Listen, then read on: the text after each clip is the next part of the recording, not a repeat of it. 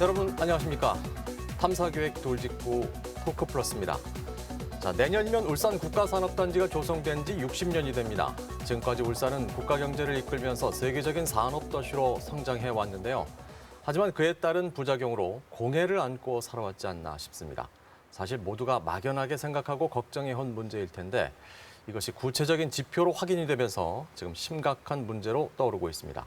최근 환경부가 울산 산업단지에서 발생하는 유해 물질이 주민 건강에 영향을 미친다는 조사 결과를 내놨는데요. 과연 어떤 내용인지 오늘 돌직구 토크플러스에서 짚어보겠습니다.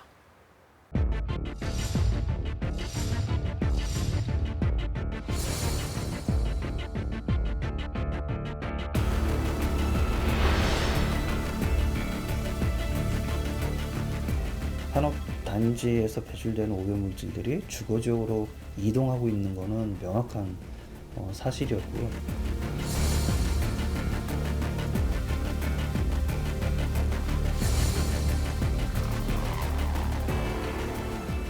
다른 어느 지역보다는 물의 특히 암 발생이나 이런 것이 좀 많을 확률이 높지 않겠나 이래 봐요.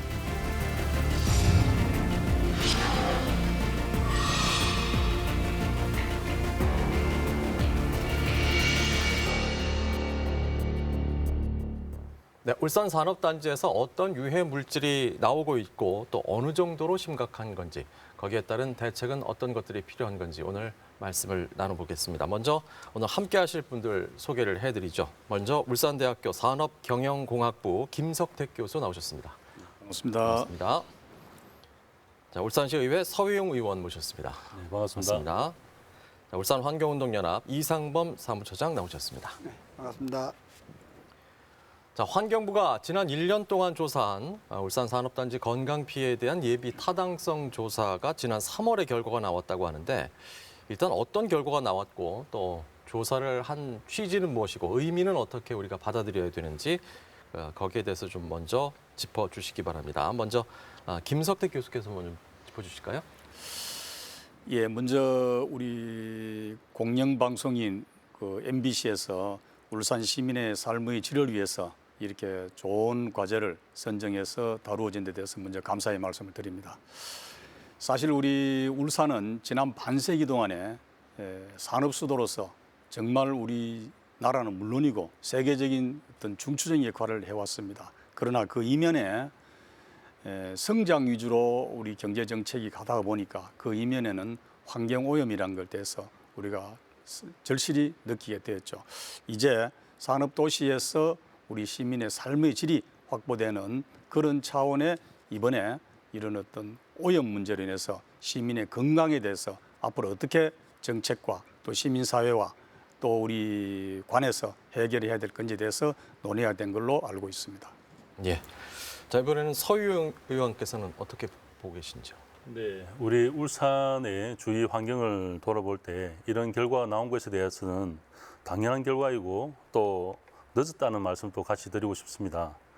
이제라도 정부가 관심을 가지고 돌아본 것에 대해서는 감사하지만 이후 정부와 울산시가 제도와 대책의 어떻게 마련될지에 대해서는 끝까지 울산 시민들과 함께 지켜봐야 한다고 생각합니다. 예. 자, 이상범 사무처장께서 좀 말씀해 주실까요? 예.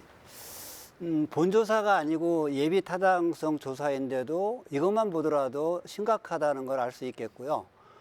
이번 예타 조사는 사실 이제 앞으로 진행할 본조사를 보다 정확하게 효과적으로 하기 위한 그런 준비 과정이었기 때문에 그 자체는 의미가 있다고 생각하고 앞으로 본조사를 지역의 이해관계자들이 함께 참여하거나 또는 공개하는 그런 가운데 진행했으면 하는 그런 바람을 말씀드리겠습니다. 예. 지난 1년 동안 환경부가 조사를 했고 3월에 결과가 나왔다고는 하는데 사실 이거 발표를 아직 안 했다고 저도 들었어요. 좀 이것도 좀 이해가 안 되는 상황입니다만 자, 일단 이 결과가 어떤 결과가 나왔는지 우려했던 결과가 나왔다고 봐야 되겠죠, 김석택 교수님? 예, 사실 대기공해 문제는 우리 울산에서는 정말 참 치부적인 아킬레스입니다. 늘 얘기할 때마다 사실 그 수시로 석유화학 단지 또는 온산 비철 단지 또는 현대 쪽에 사고가 발생함에 따라 거기서 배출되는 유해 물질로 인해서 시민들이 건강에 유해를 많이 가져왔었죠. 그러나 이런 부분이 우리 환경부 중앙정부 차원에 이번에 실질적 조사가 이루어졌기 때문에 나름대로 어떤 신뢰성은 많이 확보됐다고 봅니다. 그러나 이것이 전체가 울산의 환경 지표로 그대로 적용될 것이 아니라 앞으로 좀 세밀하게 좀 구체적으로 접근해서 기업은 기업 나름대로 또 시민사회는 시민사회 나름대로 행정기관은 행정기관 나름대로 어떤 대책을 강구함으로써 울산이 명실상부한 살기 좋은 울산이 될 수 있게끔 대책이 강구돼야 될 걸로 생각을 드립니다. 예. 뭐 조언을 해주셨다고 했는데 이상범 사무처장님 네. 결과를 어떻게 보십니까? 사실은 그 환경부에서 이 예타 조사 결과를 공개하지 않고 있습니다. 그래서 저희들이 국회의원실을 통해서 이제 간접적으로 확인해서 일부를 확인했는데 이 조사 과정에 저희 환경운동연합에서 울산의 어느 지역이 취약한지, 즉 그 유해 물질로부터 장기간에 거쳐 노출된 지역 주민들, 그 지역이 어디인지, 또 사업장이 어디인지를 조언을 해줬고요. 간접적으로 확인한 그 결과를 보면은 저희들이 상식적으로 판단하는 이 지역이 정말 문제가 되겠구나. 그리고 환경연합에서 그동안 대기질 모니터링을 통해서 이 지역이 정말 심각하구나라고 생각했던 점이 거의 일치합니다. 그래서 예타 조사를 이번에는 좀 바로 했구나. 그리고 앞으로 본조사를 제대로 실시하면은 정말 울산의 시민들이 공단 공해로부터 얼마나 심각한 위험에 노출되어 있는지를 제대로 파악할 수 있지 않을까 그렇게 생각을 합니다. 예, 예비 타당성 조사입니다만 그동안 우리가 걱정했던 것들, 우려했던 부분들이 좀 부분적이긴 합니다만 사실로 확인이 됐다라는 말씀이시고요. 구체적으로 울산 산업단지 어디에서 어떤 유해 물질이 나오는지 그거를 좀 설명을 해주실까요, 김석택 교수님? 예, 뭐 우리 시민분들께서는 잘 아시다시피 울산은 국가산업단지가 석유학단지와 미포산단 그리고 온산단지 크게 세 분류를 구분해 볼 수 있습니다. 뭐 그중에 가장 큰 영향을 주고 있는 것이 시가지와 가까이 있는 울산 석유학단지에 대한 유해 물질. 그래서 석유학단지는 잘 아시다시피 주로 휘발석유 유화학 물질을 취급하다 보니까 벤젠이라든지 뭐 스티렌이라든지 이런 어떤 발암성 물질이 우리가 많이 좀 배출되는 걸 보고요. 또 온산단지는 비철 금속 관련해서 특히 그는 특정 유해 화학 물질이 뭐 카도뇽이나 비소 이런 부분이 많이 취급하다 보니까 상대적으로 많이 좀 나올 수밖에 없는 거고요. 또 효문산단에는 자동차 산업이 연계되다 보니까 그와 관련된 각종 유해 물질이 많이 배출되고 있습니다. 문제는 물론 울산이 국가 산업단지이기 때문에 산업시설이 가동됨에 따른 자연스럽게 배출되는 건 사실이지만 기타 청정 지역에 비해서는 이런 어떤 비교 데이터가 상당히 조금씩 높게 나온다는 데서 우리가 앞으로 해결해야 될 과제가 아닌가 이렇게 봐집니다. 예. 이번 연구에서 또 특이한 점이 각 동네별 오염 지도를 만들고 또 오염도 순위도 나왔다 이런 얘기가 들려요. 이게 굉장히 좀 예민한 문제여서 쉽게 발표할 수 있을까라는 생각도 드는데 이게 아무래도 산단 주변, 산업단지 주변이 좀 더 높게 나오지 않을까 싶었는데 이상범 산업처장이 어떻게 보십니까? 우리가 일반적으로 생각하고 있는 지역이 거의 사실로 나타났고 예. 그러니까 교수님 말씀하신 것처럼 온산공단과 그리고 이제 우리 미포공단이라고 얘기하지만은 대개 석유학단지라고 얘기합니다. 근데 거기에 또 하나가 동구 지역에 현대중공업이 있는 지역 이렇게 세 군데가 항상 가장 취약하고 심각하다고 생각이 되고요. 보면은 그 오염 물질이 확산되는 범위를 그래프로 컴퓨터 그래프로 나타내는 그 지도가 있고요.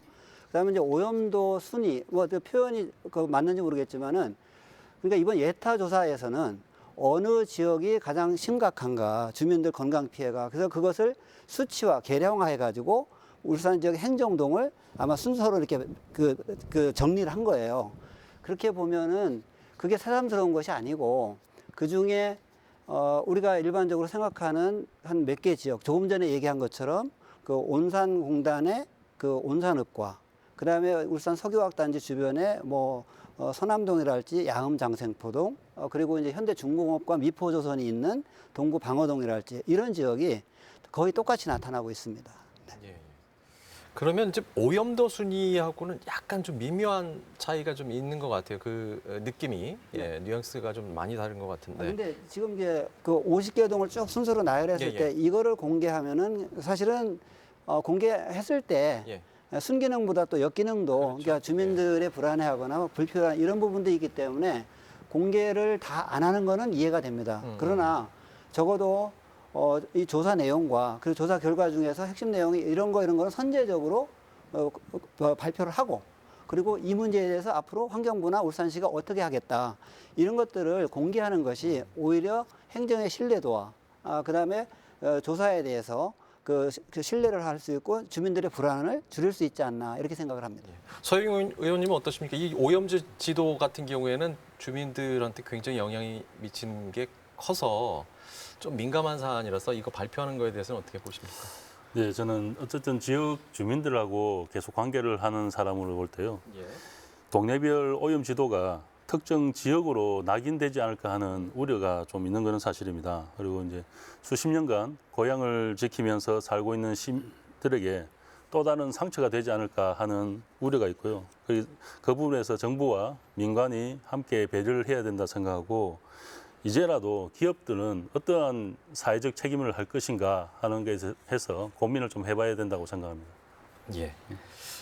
자칫하다가는 이제 낙인 효과 때문에 많은 주민들이 좀 피해를 입지 않을까 그걸 또 우려하는 거고요. 거기에 따라서 또 거기에 따른 대책이라든가 향후의 방향성 이런 부분들이 더 중요하게 다뤄져야 되지 않을까 하는 생각이 듭니다. 그렇다면 산업단지에서 배출하는 유해 물질은 과연 그 인근 주변적으로 어떻게 이동이 되고 있고 또 주민들 건강에 어떤 영향을 미치는지 이게 또 가장 중요한 거 아니겠습니까? 예, 김석택 교수님 어떻게 미친다고 봐야 될까요? 예, 일단 우리 울산 국가산단은 단순하게 위험물을 이제 저장하고 취급만 하는 것이 아니라 아주 대량으로 우리가 제조를 만들고 또 그걸 저장을 하고 취급하고 이동하는 업무까지 우리가 다 지금 하고 있기 때문에 다양한 어떤 공정에서 누출될 수 있는 부분이 상당히 많다라는 게 첫째 하나의 울산 석약단지나 온산이나 또 미포 쪽에 있는 하나의 안고 있는 좋게 보면은 산업이지만 좀 그 이면에 보면 환경이나 안전을 봤을 때는 상당히 문제가 될 수 있겠죠. 그렇지만 이런 설비가 정상적으로 가동을 할 때 단순하게 저장을 한다든지 취급을 할 때는 뭐 취급할 때 조금 주의하면 되고 저장할 때 저장을 잘 밀봉을 하면 되겠지만 제조하는 공정에는 수많은 어떤 설비가 계속 이렇게 콤비나토로 연결돼서 가기 때문에 필요하다면 안전 밸브를 통해서 또 대기로 배출될 수도 있고 문제는 이런 정상적으로 가동되는 설비에 어떤 이상 문제로 인해서 돌발 사고가 발생했을 때는 뭐 미미한 어떤 저농도의 오염 물질이 나오는 것이 아니고 아주 고농도의 물질이 순간적으로 이렇게 대기 중으로 나오면은 그것이 이제 우리 사계절 계절별로 바람 방향에 의해서 시가지 쪽으로 그 유해 물질이 옴에 따라서 거기에 폭로되는 우리 주민들은 상당히 건강에 피해를 볼 수 있다. 그래서 이제 이런 문제가 특히 우리 시민사회도 문제지만 거기에 근무하는 근로자들의 또 환경, 건강도 앞으로 좀 우리가 고민해야 될 사항이 아닌가 이렇게 봐집니다. 예. 그 이상범 사무처장님 아무래도 지역별로도 차이가 있지만 네. 날씨나 계절별로도 좀 차이가 있다고 봐야 되겠죠. 그렇습니다. 그 우리 시청자들 눈높이에서 쉽게 설명하면 이런 겁니다. 우리가 울산이 이제 그 바다를 끼고 있는 항구 도시입니다. 그러니까 바람 방향 그리고 이제 밤낮에 따라서 그 바람 이게 항상 유해 물질이 이동을 하는 거죠. 그러니까 더운 공기가 위로 올라가면서 그 빈자리를 차지하기 위해서 공기가 이동하는 것이 바람인데 그러면은 울산은 계절이 어떻든 또는 이제 밤낮이 어떻든 최소한 그 국가공단 산업단지에서 배출하는 유해 물질의 절반 이상은 주택가로 날아올 수밖에 없는 그런 지형적 구조를 안고 있습니다. 그래서 그 지도에도 나오지만은 이 확산 범위에 그러니까 조금 전에 제가 얘기했던 한 3개 지역 말고도 공단으로부터 원래 좀 떨어져 있다고 생각되는 뭐 예를 들면 북구의 양정 연포 지역이라든지 또 울주군의 서생 지역이라든지 이런 지역조차도 또 동구의 대성동까지도 이 범위 안에 포함되는 겁니다. 그래서 이 지역에서 오랫동안 살아왔던 주민들, 그다음에 그 지역 공장에서 장기간 거쳐서 일하고 있는 노동자들 건강은 사실 조사를 하나 안 하나 당연히 심각한 문제가 있다는 걸 예상할 수 있는 그런 겁니다. 예상을 할 수 있지만 지금 이번 조사로 인해서 그 수치로 확인이 됐다는 점에서 굉장히 좀 많은 네네네. 그러니까 우려를 그 하는 단편적으로 발표됐지만은 거기에 다 포함되고 있고 저희들이 대기질 모니터링을 한 결과에서도 똑같이 일치가 되고 있어요. 알겠습니다. 실제로 노동자들이 암 판정을 받는 사례가 다른 지역보다 훨씬 더 많다라는 이제 기사를 많이 봤습니다. 그래서 이게 이제 업무 환경과 또 유해성이 과연 어떤 연관성을 가지고 있는지 그게 제일 궁금한데 이상범 사무처장님은 어떻게 보십니까? 그런데 사실은 이게 우리가 심정적으로 느끼는 것과 통계상으로 나타나는 거하고 너무 다른데 노동자들이 산업재해로 특히 이렇게 이제 공해로 인해서 그것이 직업병으로 인정받기가 대단히 어렵기 때문에 통계상으로 많이 잡혀 있지 않고요.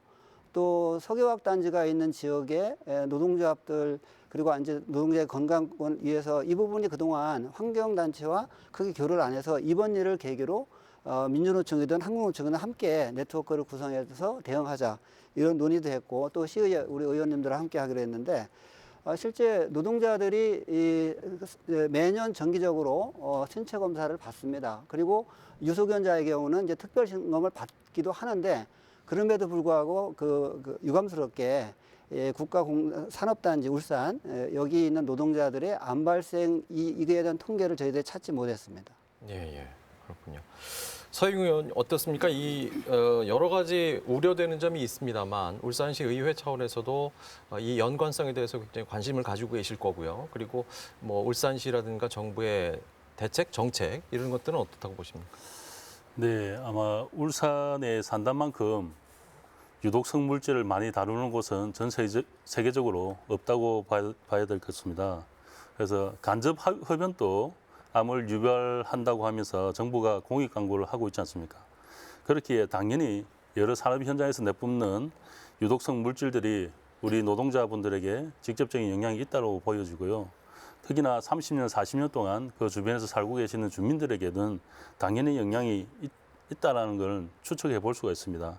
그리고 국가도 그렇고 특히 기업들이 이때까지 이런 결과를 방치를 해왔기 때문에 현재까지 구체적인 데이터가 없다고 보여지고요. 그러한 결과를 보기 위해서 우리 울산시의회에서 양희원영 의원실과 함께해서 환경부와 그리고 건강공단에 자료를 요청해 두고 현재 기다리고 있습니다.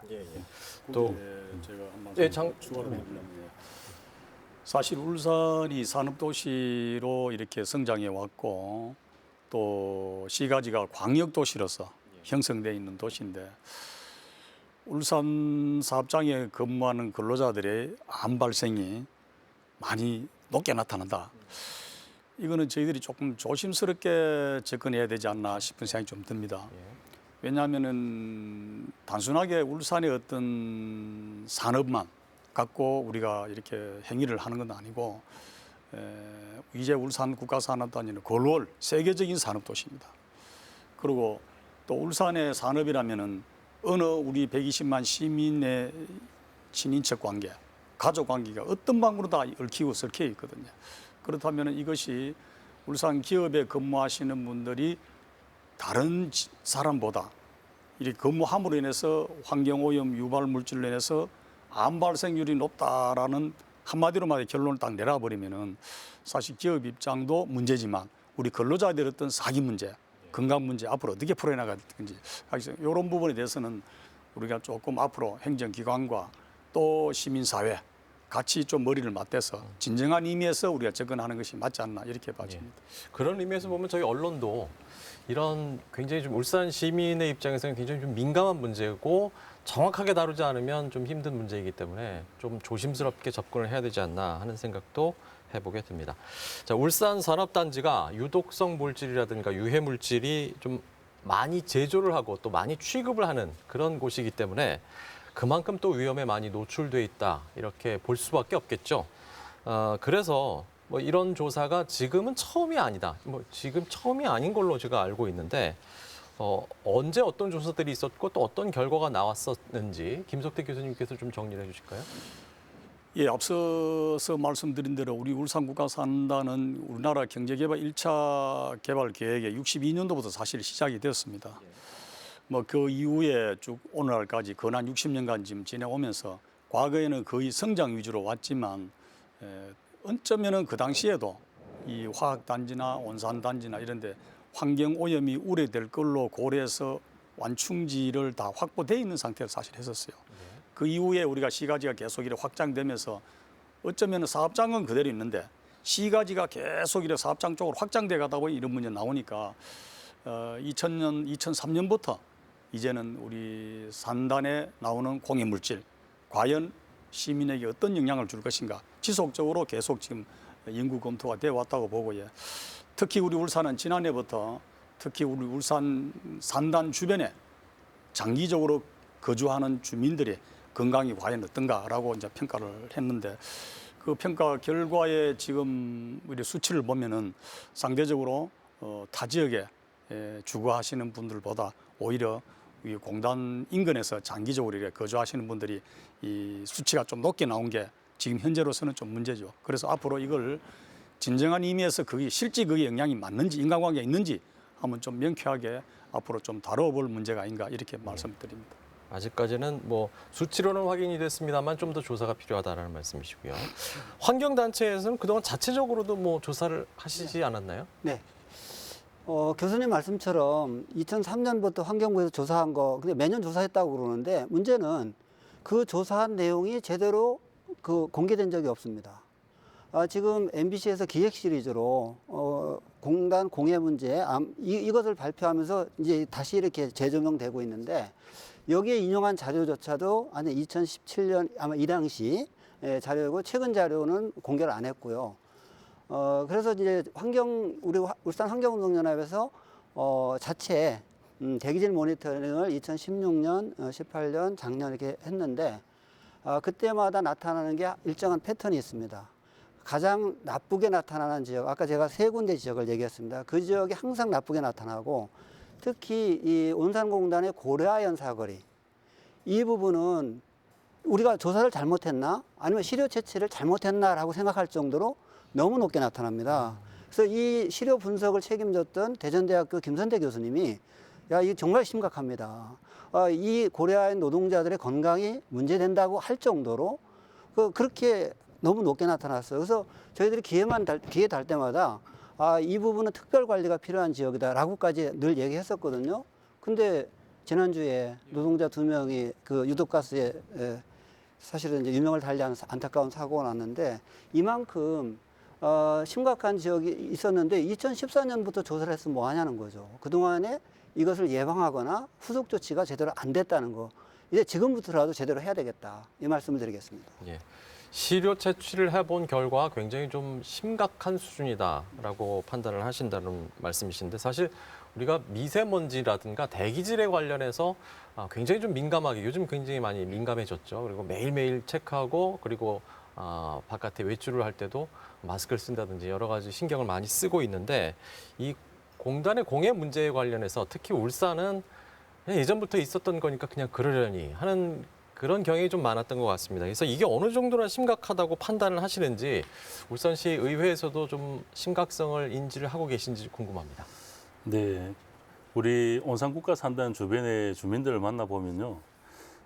이게 30년, 40년 동안 흘러오면서 당연하게 여기는 부분도 많이 있습니다만 근데 이제 한 산단의 조사 결과를 본 게 있습니다. 얼마나 심각한지 보냐. 그러면은 주변의 주민들이 생각하게 보는 거는 약 70%가 심각하다라고 느끼고 있고요. 또 이 산단에서 어떠한 유독물질을 다루고 있는지에 대해서 인식을 하고 있느냐 하는 조사도 한 적이 있는데 실제 그 기업의 노동자분들이 유독물질을 어떻게 다루는지를 모르는 비율이 50%나 됩니다. 정말 기업이 정말 노동자와 지역 주민들을 생각하고 같은 지역을 생각한다면은 그런 걸 대한 자료도 공개를 하고 또 노동자에게 교육도 하고 또 그걸 안전관리할 수 있는 담당자도 상시 그 공장에 배치가 되어야 한다는 거죠. 그런 게 전혀 안 되고 있다는 게 더 문제인 것 같습니다. 예. 유해 물질의 심각성, 오히려 그것을 다루는 우리의 자세가 더 문제다라는 말씀이신 것 같은데 환경운동을 하시는 입장에서 보면 어떻습니까? 이거 어느 정도로 심각하다고 저희들이 생각하면 좋을까요? 제가 알기 쉽게 비유를 들어 말씀을 드리면은 가정에서 가장이 담배를 피워요. 예. 근데 배우자가 간접 흡연으로 폐암에 걸릴 수 있잖아요. 그렇죠. 또 그 환기가 안 되는 그 조리를 할 때 그 가정주부들이 또 이렇게 그 호흡기 질환에 걸릴 수 있잖아요. 울산 시민들이 똑같은 문제다. 이렇게 생각할 수 있고, 저는 우리가 쉽게 빠진 함정이 뭐냐 하면은 기준치 이하라는 거. 그러니까 공무원들도 환경부도 기준치 하기 때문에 괜찮아. 근데 우리 보고 있잖아요. 부도덕한 업체들이 설비를 투자하기 위해서 돈을 안 들이고 조작을 했잖아요. 조작하다 적발되고, 그 다음에 이번에는 또 대기질만이 아니고 수질까지도 조작하기 위해서 담당 공무원 매수하고. 이게 이 두 개 다 해당되는 기업이 바로 고려아연입니다.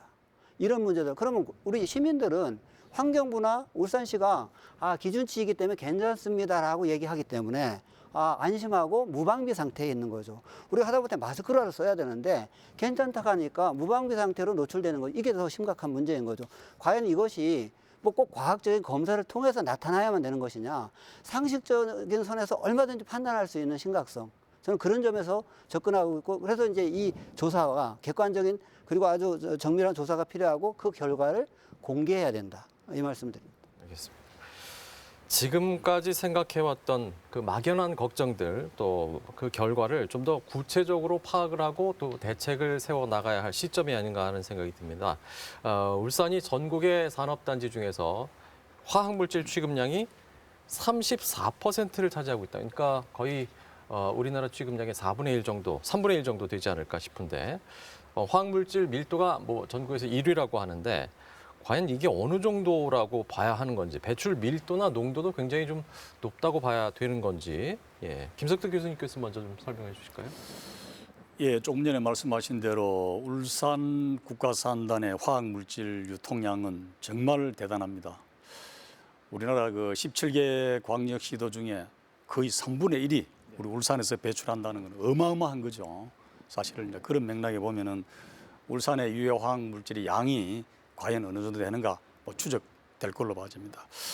사실 문제는 단순하게 저장하고 취급하고 이동하고 하는 그런 물량도 물량이지만 울산은 이런 유해 화학물질, 독성 물질을 직접 만드는 제조 공장이 있는 거예요.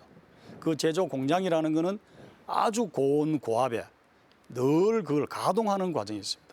문제는 단순하게 취급하는 과정에 뭐 이렇게 말통에 넣는다든지, 지난번에 부산의 구미의 불산 누출 사고처럼 어디 땡그놀이 가서 이송하는 과정에 단순 사고라면은 엄청 또 나름대로 우리가 거기에 대응을 해야 되겠지만, 울산은 그 물질을 원료부터 촉매까지 모든 걸 제조하는 공정이기 때문에 이런 부분에 어떤 사고가 이게 연속 공정이다 보니까, 또 그리고 우리가 이 설비가 만들어진 지가 거의 뭐 반세기, 길게는 뭐 거의 50년, 60년, 짧게는 20, 30년 됐기 때문에 설비 노후화라든지 이런 것도 연계가 되고, 그 다음에 이게 앞으로 상당히 문제된다.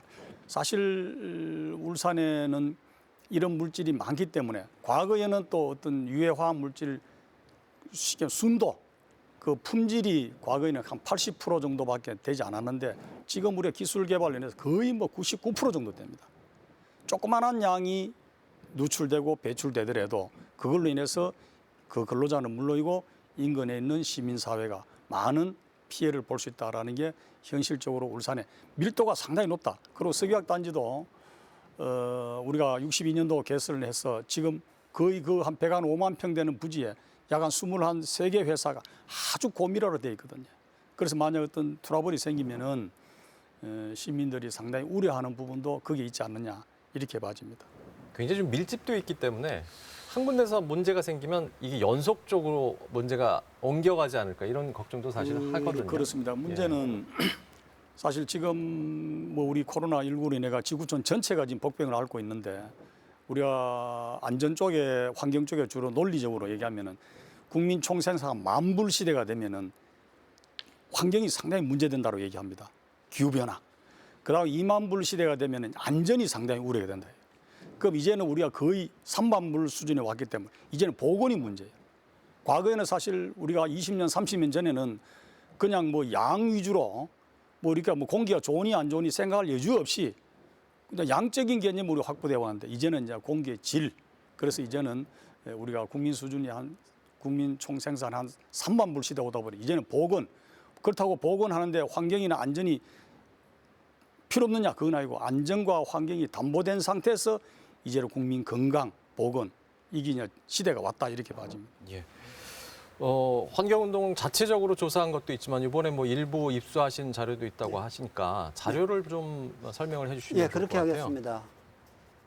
이제 MBC에서도 기획보도로 발표했는데 울산이 실제 이제 그냥 배출량 총량으로 하면은 경기도가 더 많아요. 그렇지만은 면적 대비하면은 울산이 압도적으로 많다.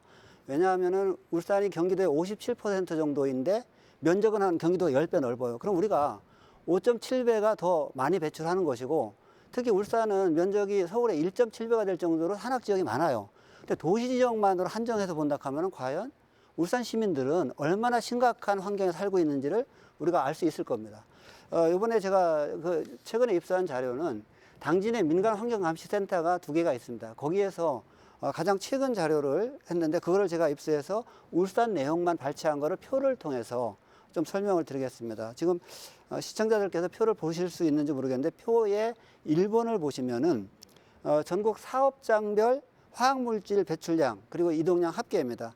여기에 보면은 고려아연과 현대중공업, SK에너지가 이렇게 20위 안에 들어가고 있고요.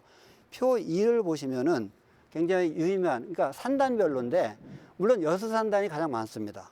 여수산단이. 그러나 이제 울산 그 미포국가산단과 온산공단이 2위와 3위인데 이 2개를 합치면은 울산이 월등히 많은 거죠. 이런 문제가 있고. 그다음에 표 3을 한번 보시겠습니다. 표 3의 왼쪽에 있는 도표인데 조금 전에 설명드린 것처럼 화학물질 배출량과 이동량인데요. 사실 여기서 이동량보다 문제가 더 되는 거는 배출량이고 그래서 그 오른쪽에 표 4를 한번 보십시오.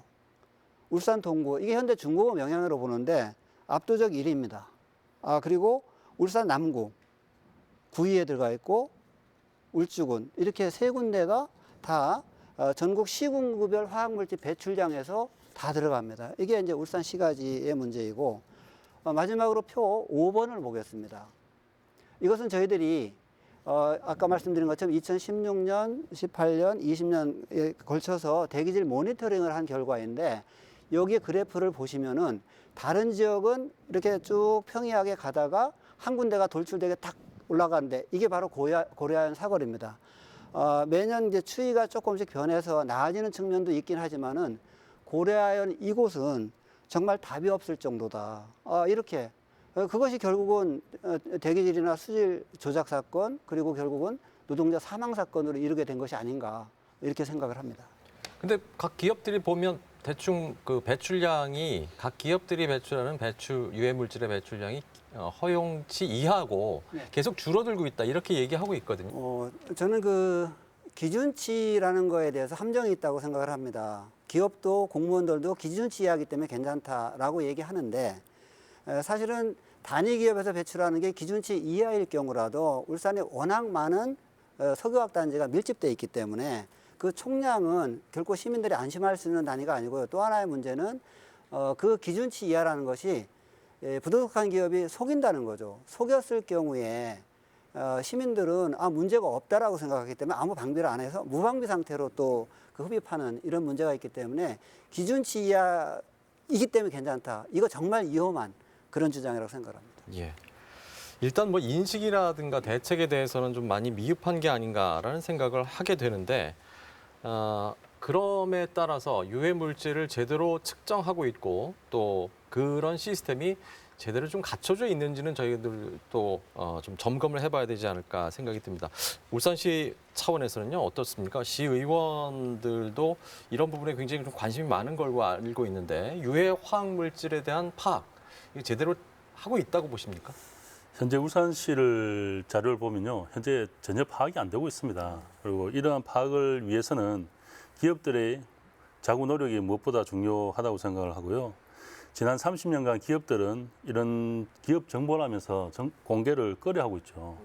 정부도 권한과 권리만 가지고 지자체에 영향을 할 게 아니라 지자체에 필요한 예산을 반영을 해줘야 된다는 거고요. 그리고 해줘야만 이런 실질적인 파악이 될 수 있도록 규정을 할 수 있다고 생각을 합니다. 예, 예. 김석대 교수님, 뭐 이런 측정 시설이라든가 이런 거는 잘 돼 있다고 보십니까? 예, 먼저 그 우리 이상범 우리 처장님이 말씀하신 대로 환경오염에 대한 기준치, 사실 우리 법치 국가에서 모든 운영을 하려면 기준은 있는 거는 맞습니다. 있어야 됩니다. 우리 도로상에 자동차가 움직이더라도 뭐 최근에 각종 안전사고를 줄이기 위해서 60km에서 50km, 또 학교 앞에는 뭐 40에서 30km. 문제는 이제 기준치는 있는 게 맞는데 울산으로 봤을 때는 그런 기업이 숫자가 너무 밀도 있게 고밀화로 대량으로 있다가 보니까 거기서 나오는 총량 대비 환경오염 물질이 상당히 높다. 이게 사실 문제인데, 그래서 정부적인 차원에서는 2019년도 4월 2일부터 총량 관리제도 들어갔습니다. 들어갔는데 아직까지 그것이 조금 현장의 실효성은 아직 조금 지켜봐야 되겠죠. 그런 맥락에 있다라고 좀 봐지고요. 그다음에 환경 시설 부분에 대해서는 사실 우리 기업 입장에서는 정상적인 공장 가동에 있어 갖고는 어떤 유해 물질이 냄새가 난다, 또 누출이 된다라고 하면은 기업을 봤을 때 손실입니다. 사실은 냄새가 난다는 자체는 원료가 밖으로 대기 중으로 나간다는 거거든요. 대기 중으로 나간다는 자체는 원료가 있는 것이 밖으로 나가기 때문에 그 제품으로 돼 나가야 될 것이 그 대기 중으로 나가니까 기업으로 봤을 때 당연히 그걸 원하지 않죠. 그러나 워낙 많은 설비가 연결돼 있고 또 설비가 정상적으로 가동되다가 어떤 공정상의 이상이 생겼을 때는 그 순간적으로 거기서 나오는 오염 물질이 뭐 아주 농도 허용 기준치를 뭐 초과해서 나오다 보니까 이제 그런 부분이 우리 근로자는 물론이고 우리 인근에 사는 시민 사회에 상당히 문제가 된다고 봐지고요. 사실 총량 관리가 돼야 되지만 총량 관리 개념에서 접근을 하면은 우리 울산 국가산업단지로 봤을 때는 아마 시 정부나 또 중앙 정부에서는 정말 딜레마가 되죠. 너무 많은 회사가 한 군데 밀집돼 있으니까 어떤 제한 공간 내에 사람이 10명이 이렇게 장시간 있는 거하고 거기 한 100명이 장시간 있는 거하고 그 안에 실내 공기질 다른 것처럼 좀 그런 부분이 있고요. 문제는 이걸 어떤 제도적인 보완이 좀 필요한가. 특히 미국 같은 데는 이제 주별로 관리를 좀 하고 있습니다만 잘하는 기업은 절대적으로 잘할 수 있게끔 지원을 해주되 만약에 어떤 측정치를 속인다든지 조작을 한다든지 또는 공정이 가동을 될 때 사전 예방 점검 또는 그 자동차를 치면 과속을 한다든지 이런 부분이 발생할 때는 그 기업은 단호하게 어떻게 법을 집행해서 다시는 그런 일이 발생하지 않게끔 이런 어떤 시스템이 좀 필요하고요. 그래서 미국 같은 데는 그 사업장 외곽 부지 경계선에 각종 거기서 배출되는 유해 화학 물질이 센서를 다 부착해 갖고 거기서 누출대가 밖으로 나오기 전에 센서가 작동이 되면은 그거는 그 기업은 물론이고 행정기관과 시민단체에서 바로 액션이 이루어지기 때문에 기업은 그만큼 또 관심을 가지고 하고 또 시민단체에 있는 그 시민들도 그만큼 조금 안심을 할 수 있는 그런 시스템이 좀 필요하지 않나 이렇게 봐집니다. 예. 뭐 그동안 여러 조사가 있었고 이런 조사나 지적에 대해서 기업 입장에서 보면은 사실 뭐 규제라고 계속 주장을 해왔고 또 기업하기 어려운 환경으로 점점 몰아가고 있다 이렇게 얘기를 하는데 글쎄 요즘은 전 세계적인 추세가 ESG라고 해서 뭐 환경이라든가 사회라든가 또 지배 구조를 좀 평가해서 그 기업을 평가하려고 하는 뭐 그런 추세가 또 도입이 되고 있지 않습니까? 이런 부분에 있어서는 어떻게 보십니까? 그 뭐 다양한 그 생각은 다 각자 우리가 달리 할 수 있겠고요. 예. 또 기업은 기업 나름대로 또 어떤 생산, 기업은 뭐 글자 그대로 이윤이 창출되지 않으면은 그 기업은 존재의 의미가 없다고 봐집니다. 기업은 이윤을 창출해야 되기 때문에 어떤 방법으로든 이윤을 앞세우고 거기에 필요한 환경이나 안전의 어떤 시설을 보완해 나가는 쪽으로 이제 가고 이제 시민사회가 바라봤을 때는 사실은 기업이 가동이 되고 활성화가 돼야 결론적으로 또 그만큼 일자리가 만들어지고 또 그걸로 인해 가지고 지역 경제 활성화도 되는데 그 중간에 저 딜레마가 기업이 가동이 되고 활성화된 것과 동시에 환경오염이라는 걸 이제 안고 가야 되는 문제가 있는데, 이제 지금 현재 유엔 환경회의에서 지속 가능한 발전 해가지고 이제는 울산이 단순하게 내가 일한 만큼 돈을 벌어서 내 생활하는 것도 문제가 있겠지만, 거기도 목적이 있겠지만, 하되 깨끗한 공기, 정말 청정한 지역에서 내가 살아야 되겠다. 어떤 그런 어떤 삶의 질도 같이 연계가 되기 때문에 앞으로는 우리 지속 가능한 울산, 지속 가능 발전을 위해서 기업은 어떻게 하고 행정기관은 어떻게 해야 되고 또 시민사회도 어떻게 우리 앞으로 마인드로 가져가야 될 건지 뭐 그거는 같이 공론화가 좀 필요하지 않나 봐집니다. 예. 기업의 사회적 공헌이 지금까지는 뭐 단순한 불우이웃 돕기에 그쳤다면 이제는 환경이나 여러 가지 사회적 문제까지도 공헌을 하는 이런 좀 확장이 필요하지 않을까 싶은데, 이번 조사를 계기로 해서 울산시 의회에서 공단 공해와 시민 건강을 위해서 계획을 세우고자 조례 제정에 들어갔다면서요? 어떤 조례였습니까? 네, 아무래도 이 공단 공해나 이런 시민 건강을 위해서는 사전 예방이 중요하다고 생각을 하고요. 그리고 이제 환경 오염과 그리고 유해 화학 물질들이 우리 시민들의 건강과 어떻게 영향을 미치는지에 대해서 사전 조사하고 예방하기 위해서 환경 영향 평가 조례와 그리고 시민 알 권리를 위한 조례를 제정하고자 합니다. 조례 내용을 두 분은 확인을 못 하셨는지 모르겠는데 김석도 교수님께서 뭐 이렇게 추가하고 싶은 내용이 있다거나 하시나요? 예, 앞서서 잠시 말씀드린 대로 우리 울산은 글자 그대로 명실상부하게 산업도시입니다.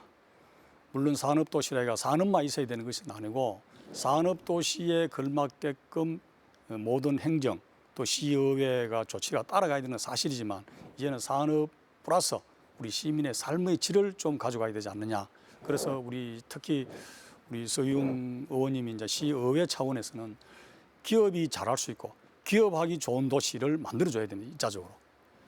만들어주되 거기에 상응하는 환경, 오염으로 인해서 시민의 삶의 질을 떨어뜨릴 수 있는 그런 부분에 대해서는 단호하게 시 정책 차원에 필요하다면은 중소기업, 중견기업에는 지원이 필요하면은 절대적으로 지원을 해주셔야 되고 또 거기에 관리가 필요하다면은 어떤 마음으로도 이제 관리를 좀 기술적으로 좀 지원을 해주고 또 기업에서 할 수 있는데 어느 기업이든지 안 하는 기업은 별로 없어요. 나름대로 하려고는 하는데 역부족이다. 막 그런 부분을 시의회 조례 제정으로 통해서 그런 부분을 좀 보완해 주면 좋겠다. 이렇게 좀 말씀을 드립니다. 알겠습니다. 얼마 전에 있었던 미래비전위원회 회의에서 민간 환경 감시센터 설립을 이제 제안을 하셨고 이제 통과된 걸로 아는데 이게 설립이 되면 어떤 역할을 하게 되나요? 이 답변에 앞서서 네. 앞에 주제에 조금만 제가 부연 설명을 드립니다. 그러니까 그 울산에 그 대기질 측정할 수 있는 측정망은 예타 조사한 사람들의 이 정도면은 부족하지 않다. 그리고 문제는 이제 이동식 차량인데 이동식 차량이 지금 제 역할을 못 하고 있어요. 문제는 그 즉각적으로 나타난 즉시 확인할 수 있는 시스템. 그거는 저희들이 민간에서 했던 그런 방식을 보완되면 좋겠다라는 생각이 들어가고요. 지금 이제 조례 제정을 그러니까 필요한 조례라고 생각되는데 사실은 그 환경 영향 평가 제도는 법으로도 규정이 돼 있어요. 근데 우리나라의 환경 영향 평가 이게 어떻게 운영되고 있냐면은 환경을 보존하기 위해서 그 제정된 법인데 실제 운영은 거꾸로 개발하고자 하는 개발업자의 개발할 수 있는 명분을 만들어주기 위한 거꾸로 운영되고 있는 게 그게 문제인 게 제도가 모든 것을 해결해 주지 않는다. 운영을 어떻게 하는 것이 중요하다. 이 말씀을 드리겠고 이제 미래비전위원회에서 전체 회의에서 민간 환경감시센터 설립을 제안하는 것을 만장일치로 채택을 했습니다. 근데 문제는 이건 그 구속력은 없어요. 그날 이제 송철호 시장님도 참석한 전체 회의에서 했기 때문에 모르긴 해도 뭐 시에서도 반대하지 않을 거다. 그러면 이제 1단계로 우리 의원님들 시의회에서 거기에 대한 근거 조례를 개정해 주면은 빠르면은 올해 안에 될 수 있을 거라고 출범할 수 있을 거라고 보여지고요. 지금 당진의 사례를 보면은 뭐 예방 활동, 그다음에 직접 조사 활동, 그리고 시민들을 대상으로 정보 공개, 그리고 교육, 또 참여 활동, 정말 다양하게 활동을 하고 있어요. 제가 아까 설명을 드렸던 그 표 같은 경우에도 민간 환경감시센터에서 정말 이렇게까지 시민들에게 고급 정보를 알기 쉽게 해서 줄 수 있는 이거 하나만 보더라도 민간 환경감시센터가 왜 필요한지 알 수 있을 것 같고 울산은 그 당진은 인구 18만 명인데 2개가 운영되고 있고 울산은 110만 넘지 않습니까? 거기에 국가산단 2개나 있어요. 그런 걸 본다면은 울산은 민간 환경가피센터 설립이 이미 늦었다. 지금이라도 서둘러야 되겠고 그다음에 지방 재정에서 차지하는 재정 부담도 그렇게 많지 않다. 그래서 시장님의 의지만 가지면은 올해 안에 출범할 수 있을 거다라고 생각합니다. 우리 의원님께서 조례제당 서둘러 주시면 고맙겠습니다. 알겠습니다. 이게 뭐 어떤 문제든지 얘기를 하다 보면 항상 그 모든 그 키가 정치권으로 돌아가는 것 같아서 굉장히 정치권의 역할이 좀 커지는 것 같습니다. 특히 이 환경 문제는 주민 생활과 밀접한 관련이 있으니만큼 정치권에서 좀 더 발빠르게 좀 움직여 주셨으면 하는 바람이고요. 그와 관련해서 사실 지난번 재보궐선거에서도 이 토론회 때 얘기를 했던 걸로 기억을 하는데 공해 차단 녹지 야암 근린공원 개발에 대해서 이상범 부차장님 다시 한번 좀 설명을 해주실까요? 네, 이미 뭐 어느 정도는 알고 있는데 이 문제는 시민들이 알면은 말도 안 되는 정책이다라고 얘기할 겁니다. 아까 교수님 말씀하신 것처럼 62년도에 산업단지 개발하면서 사실 그때 당시에 완충목지 역할을 할 수 있는 도시 근린공원을 많이 해놨어요. 근데 이것을 거의 60년 동안 전혀 보존하기 위한 노력을 안 하고 오히려 개발을 계속 해오다가 이제 그 남은 것까지도 거기를 밀어서 아파트를 짓겠다. 이 계획이거든요. 그래서 지금 울산의 그 MBC에서 다루는 것처럼 공단의 공해 문제가 얼마나 심각한지 이것이 시민들 건강에 미치는 영향이 있는데 그나마 시민들에게 완충녹지 역할을 하고 있는 것을 늘려도 모자라는데 있는 걸 줄인다. 이건 너무나 잘못된 정책이다. 그래서 시에서도 이 심각성을 뒤늦게 깨달은 것 같아요. 그래서 지금 갈등 영향 분석을 진행 중인데 그 결과에 따라서 이것을 뭐 그 보존하는 쪽으로 가든지 아니면 그러니까 개발을 하더라도 최소한 이 완충 녹지 역할하는 공해 차단 녹지 역할하는 것이 현상 유지나 확대되는 전제가 아니면은 이건 동의할 수 없다. 뭐 이런 말씀드리겠습니다. 예, 말씀해 제가 주시죠. 말씀드리고 싶은 거는 일부 울산 시민 입장에서는 사실 그 뭐 우리가 늘 우리 지역에서 나오는 용어로 봤을 때 그 야산을 그냥 두니까 뭐 이렇게 중간중간이 말이지 이렇게 좀 난개발도 되는 것 같고 이대로 두는 것보다 공원으로 조성해가지고 시민에게 돌려주겠다라고 하니까 일반 시민들은 야 그냥 두면 그냥 나대지 비슷하게 야산인데 그걸 공원으로 잘 이렇게 만들어가지고 시민에게 돌려주면 얼마나 좋을까 그런 차원의 일부 시민들이 긍정적으로 생각하는 사람 많아요. 그러나 우리가 이제 대기공의 환경 쪽에 보면은 당초에 62년도 늘 얘기가 많이 나옵니다만 그 당시에는 여천 산업단지 지금은 뭐 이미 롯데 정밀화가 돼 있죠. 태광산업, 하나케미칼 뭐 여러 차례 그 아주 장구중대한 설비가 아주 유독 물질도 많이 확보하고 또 제조가 이루어지는 그런 회사가 있는데 그 당시에는 그 삼산이 전부 하나의 그 습지 또는 농지였습니다. 그런데도 불구하고 그걸 완충 녹지로 둔 상태에서 산업단지를 만들었거든요. 그러나 이제는 거기가 울산의 최고였던 신도시가 형성됐는데 거기에 나름대로 공원을 조성하기 위해서 이렇게 평탄 작업을 한다든지 부분에서 한다면은 대기 유해 물질이 그냥 시가지로 유입될 수 있는 확률이 상당히 높고 그럼 두 번째는 그러면 거기에 어떤 고층 아파트를 지어서 만약에 그 사람이 살게 한다면 그 사람들은 울산 시민이에요. 그죠? 들어갈 때는 그냥 들어가지만 나중에 그분들이 이렇게 앞을 내다보면 전부 그 앞에 산업단지가 내려다 보이고 어떻게 보면은 거기가 하나의 완충 방패 역할을 하는 아파트가 들어올 수밖에 없다. 과연 그랬을 때 우리 울산광역시의 미래를 내다봤을 때 그것이 과연 맞는가? 이거는 앞으로 다양한 어떤 좀 논의를 해서 이렇게 해결해야 될 문제가 아닌가 이렇게 봐집니다. 공해 완충 아파트 단지 이렇게 될 수도 있겠다라는 말씀이셨습니다. 자, 이번 환경부 조사가 끝이 아니라 시작인 것 같습니다. 앞으로 제대로 된 대책을 세우기 위해서 이제 본조사, 이번 조사가 예비조사에 해당되니까요. 이제 본조사, 정밀조사가 필요할 텐데 앞으로 과연 뭐가 더 필요할지 이제 한 말씀씩을 다 듣고 마무리를 하도록 하겠습니다. 과연 공해와 암과의 관련성 그리고 시민 건강 확보 문제에 있어서 우리 기업체와 울산시, 정부는 과연 어떤 역할이 필요하고 앞으로 어떤 노력들을 해 나가야 할지 한 말씀씩 하면서 오늘 자리를 마무리할까 합니다. 먼저 울산시의회 서유영 의원께서 마무리 좀 해주시죠. 네. 경제 발전 이름 아래 당연한 것임에도 불구하고 정부와 기업들로 인해서 묵인 또는 배제되어 온 것이 많습니다. 이제 시민들의 삶에 대한 기준이 바뀌었습니다. 그러면 울산시와 그리고 기업도 방향 설정이 다시 재조정이 되어야 된다고 생각을 하고요. 또 울산의 도시계획을 준비를 하고 있습니다만 우리 지난 20년간 도시계획을 보면 방향 설정이 잘못되어 있습니다. 그래서 다양성을 가진 울산의 도시를 미래를 위해서 지금이라도 도시계획을 다시 전면 재수정을 해야 된다는 말씀을 좀 드리고요. 또 울산시의회에서 이런 화학물질에 대한 울산형 화학물질 지도를 만들어 보고자 합니다. 지난 40년간 받은 혜택을 생각한다면 기업들이 적극적으로 동참해 주길 기대하고 있습니다. 예. 자, 울산 환경운동연합의 이상법 전체장님. 예.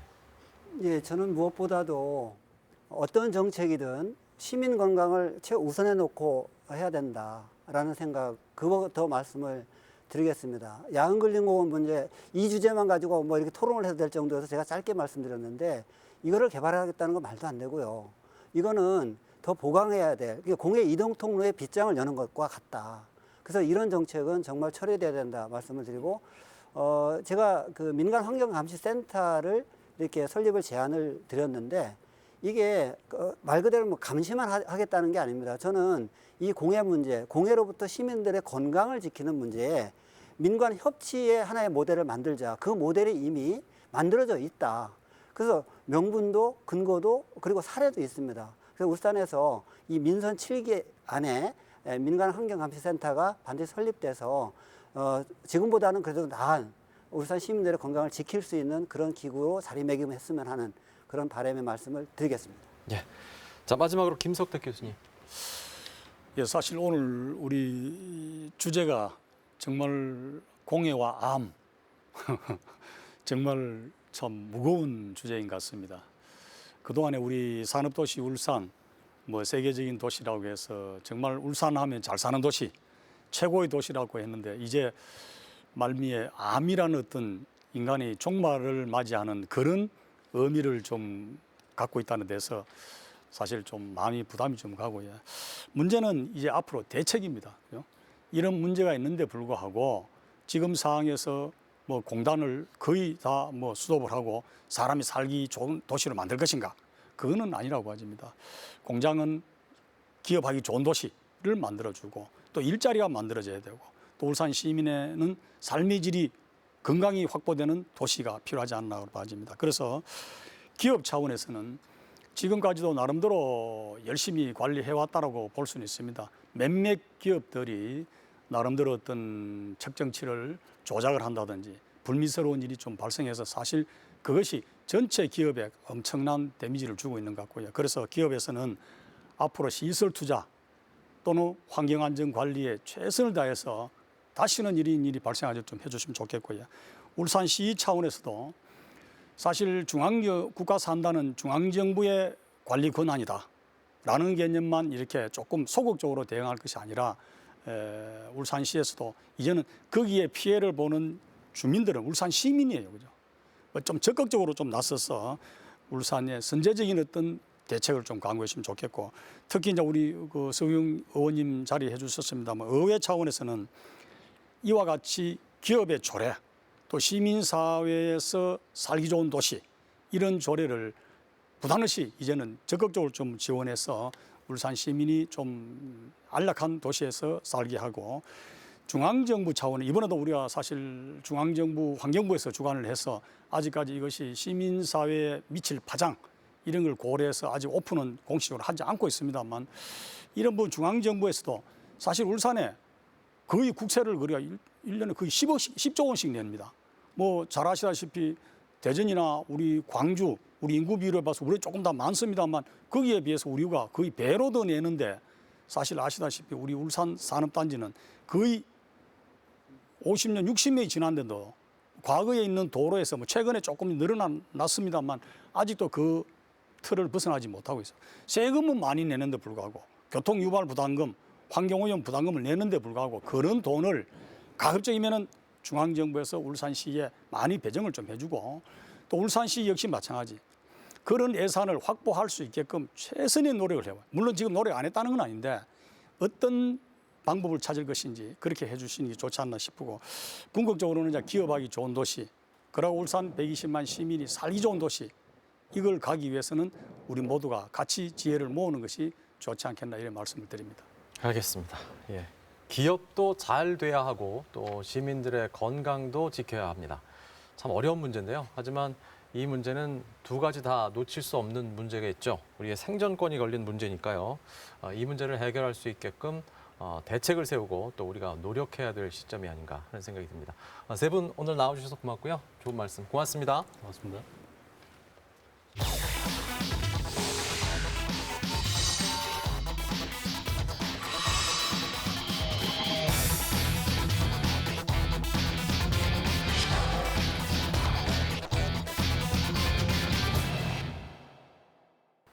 네, 코로나를 겪으면서 우리는 건강한 삶이 얼마나 중요한지를 느끼고 있죠. 공해로 인한 시민 건강의 위협, 사실 이게 감기처럼 금방 나타나는 증상이 아니라 느리게 나타나고 또 무디게 받아들일 수밖에 없을 겁니다. 하지만 대량의 유해 화학 물질에 장기간 계속 노출이 되면 건강에 얼마나 해롭고 또 그래서 어떤 장치와 관리가 필요한지에 대해서 다 같이 인식하는 계기가 됐길 바랍니다. 자, 이번 기회에 더 잘 준비해서 제대로 된 대책이 마련되기를 바랍니다. 자, 돌직구 토크 플러스 오늘은 여기서 마치겠습니다. 지금까지 시청해주신 여러분 고맙습니다. 안녕히 계십시오.